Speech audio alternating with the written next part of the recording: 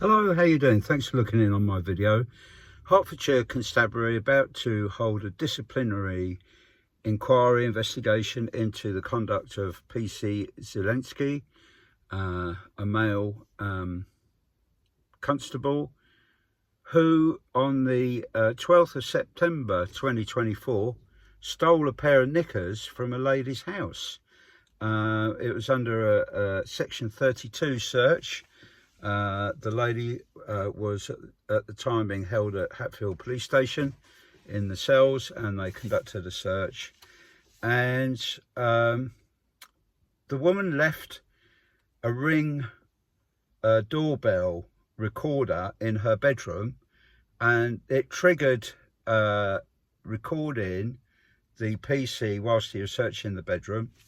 I don't know what the doorbell was doing in her bedroom, but anyway, on the video footage you can see him stealing a pair of knickers from her drawers, her bedroom drawers, and she actually posted the video on TikTok, and he was arrested within a couple of days, and he appeared at Huntingdon Crown Court on the 4th of August 2025, and he was sentenced to 4 months imprisonment for his offence. Now, bear in mind, he was in police uniform, which makes it serious that he committed an offence whilst he was on police duties, which is very worrying indeed.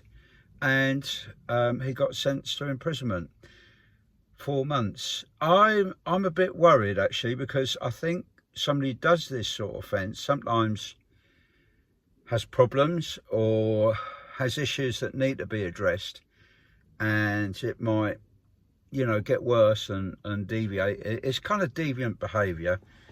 It's weird, isn't it? You don't see women going stealing men's underwear and getting a thrill from it, do you?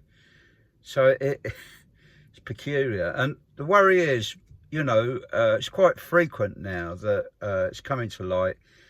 It's not very often in mainstream media, but it's coming to light that police officers do from time to time offend.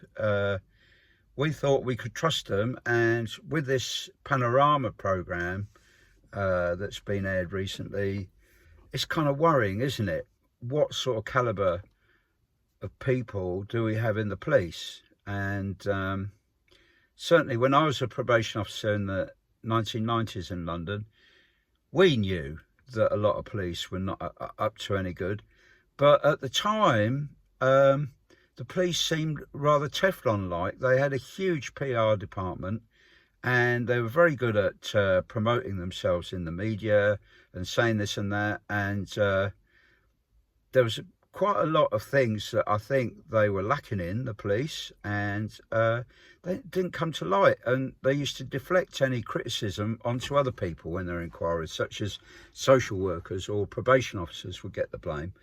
But it was quite apparent that there was quite a lot of misconduct going on, police violence, money was disappearing from drug dealers. When they used to find drug dealers, money was going, and I think really it was bad management was going on as well, in that, for example, I did prosecutions for the probation service for a while, and it was quite often that the offenders wouldn't turn up in court in the area where I was working, and I'd ask for a warrant for the arrest, that offender's address, a warrant not back for bail, and the police weren't issuing them. And I thought, what was that? Was that incompetence? Were they too busy? They weren't at the time, I don't think. But they just weren't bothering. And the other thing that I noticed quite often in my area, I'm not saying it's widespread, but in my area, the record of offenders' previous convictions were often quite inaccurate. And I thought that was very bad. But the worst scandal of all was in the Met. I came across this case, but I don't want to elaborate how and why, but it's all detailed in a book. It's in writing that the auditors of the Met Police said that £5 million of taxpayers' money could not be accounted for.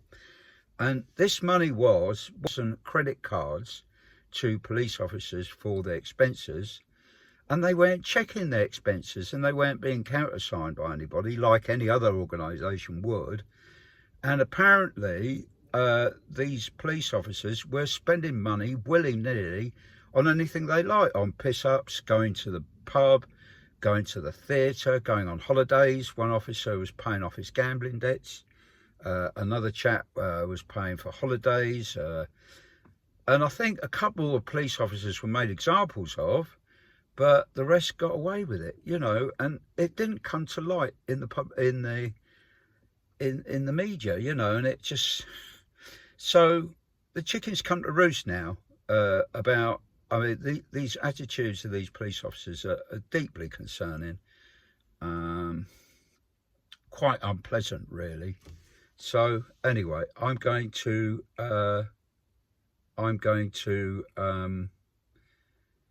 say cheerio for now, and thanks for sticking with me, and all the very best. Cheers now. Bye bye.